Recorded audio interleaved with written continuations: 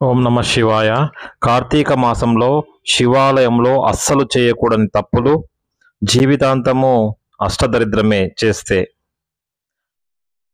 కార్తీక మాసంలో శివుణ్ణి పూజించడం వల్ల జీవితంలో ఉన్నత స్థాయికి చేరుకుంటారు. ఈ కార్తీక మాసంలో ఎవరైతే శివుడిని భక్తి శ్రద్ధలతో పూజిస్తారో అలాంటి వారి కోరికలను ఆ పరమేశ్వరుడు తేలిగ్గా నెరవేరుస్తాడట. శివాలయానికి వెళ్ళిన తరువాత భక్తులు అందరూ తప్పకుండా కొన్ని నియమాలు పాటించాలి. తెలుపు రంగులో ఉండే శివలింగంను స్త్రీలు పొరపాటున కూడా ముట్టుకోకూడదు. అలాగే మీ పూజ గదిలో శివలింగం ఉంటే మీ ఇంటికి డబ్బు పరంగా కలిసి వస్తుంది. అయితే ఒక శివలింగం కంటే ఎక్కువ లింగాలను ఇంట్లో ఉంచకూడదు. ఒకటి కంటే ఎక్కువ ఉంటే ఇంట్లో సమస్యలు ఏర్పడతాయి. విభూది అంటే పరమేశ్వరునికి చాలా ప్రీతికరమైనది.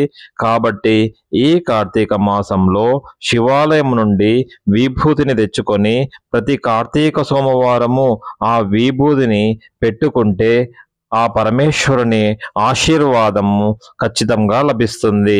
శివాలయంలో ఉండే శివలింగానికి కుంకుమ బొట్టు పెట్టకూడదు.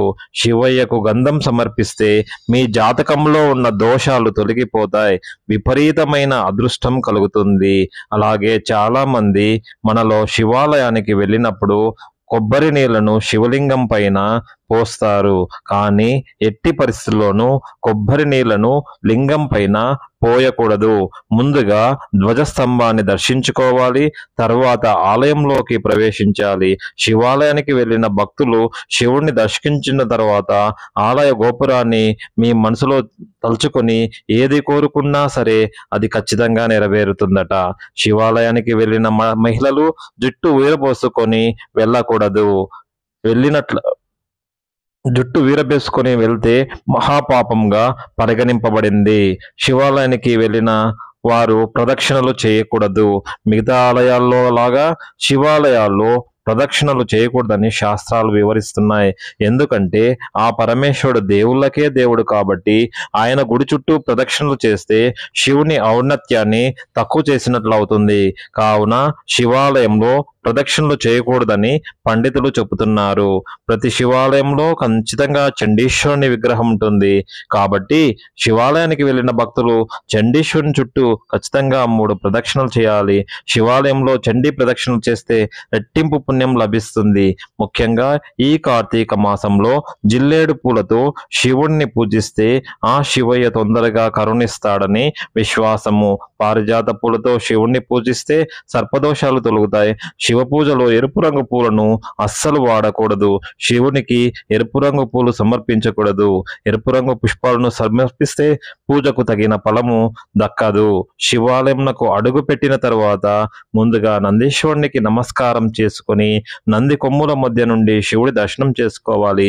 ఇక శివుడిని దర్శించుకుని గర్భగుడి నుండి బయటకు వచ్చిన తర్వాత ఎట్టి పరిస్థితుల్లోనూ ధ్వజస్తంభానికి నమస్కారం చేయకూడదు.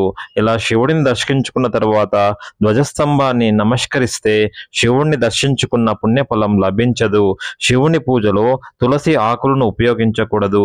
ముఖ్యంగా శివునికి ఇష్టమైన కార్తీక సోమవారం రోజున ఆ పరమేశ్వరుడు నేరుగా భూమిపైకి వస్తాడట. కాబట్టి ప్రతి కార్తీక సోమవారం నాడు ఖచ్చితంగా ఇంట్లో దీపారాధన చేయాలి. అలాగే ప్రతి సోమవారం నాడు ఆ పరమేశ్వరుడు ముక్కోటి దేవతలతో కలిసి శివాలయంలో ఉంటాడని నమ్మకము.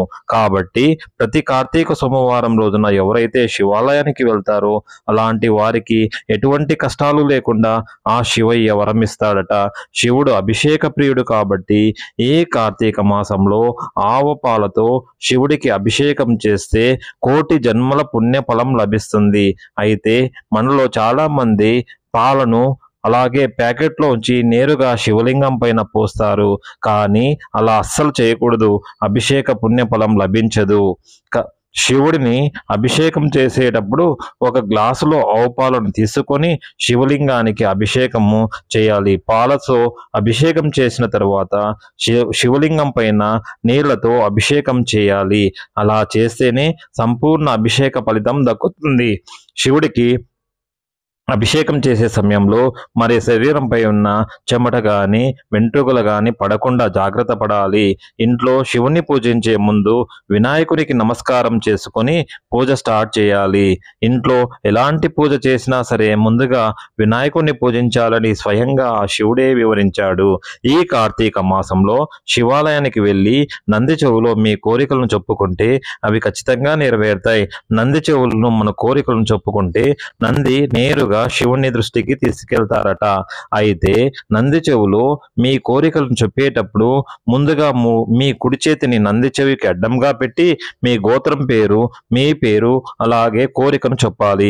ఈ కార్తీక మాసంలో నంది కొమ్మల మధ్య నుంచి శివుని దర్శించిన వారు కైలాసం ప్రాప్తిస్తుందట. శివాలయానికి వెళ్లే భక్తులు ఒట్టి చేతులతో శివాలయానికి వెళ్ళకూడదు. అలాగే సంపంగి పూలతో శివుడిని పూజించకూడదట. సంపంగి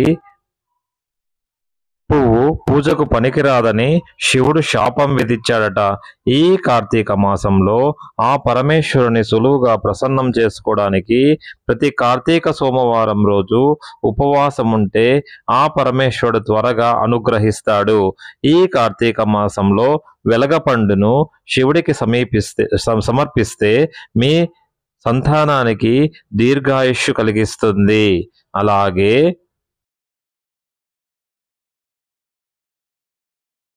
డబ్బు సమస్యతో బాధపడేవారు చెరుకు రసంతో శివలింగానికి అభిషేకం చేస్తే డబ్బు కష్టాలన్నీ పోయి సంపద సిద్ధిస్తుంది.